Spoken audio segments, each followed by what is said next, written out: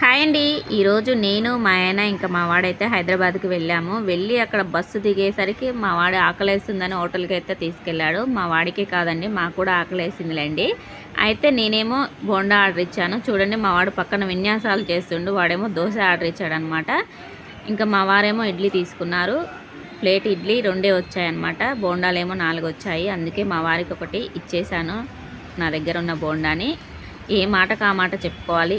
Tiffin మాత్రం ఎక్సలెంట్గా ఉందండి. మా వారికి చాలా బాగా నచ్చింది. చూడండి, ఇడ్లీ అయినా బోండా అయినా దోశ అయితే ఇంకా ఎక్సలెంట్గా ఉందన్నమాట. చాలా చాలా టేస్టీగా ఉన్నాయి హోటల్లో టిఫిన్ అయితే. చూడండి, మా వారు ఫుల్గా ఎంజాయ్ చేస్తున్నారు. చూడండి, నావేమో అయిపోయింది. మా వాడు చూడండి, ఇంట్లో ఆనియన్ దోశ వేస్తే నచ్చదు, కానీ హోటల్లో అయితే మసాలా దోశ ఆర్డర్ ఇచ్చాడు.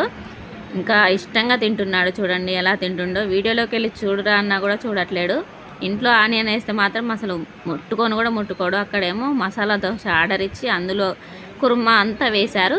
అది ఇష్టంగా తింటుండు. చూడండి, ఎవరికైనా అంతే కదా. ఇంకా మరీ నాకు పెడుతున్నాడు. మమ్మీ దోశ చూడు ఎంత టేస్టీగా ఉందని చెప్పి నాకు కూడా పెట్టేశాడు.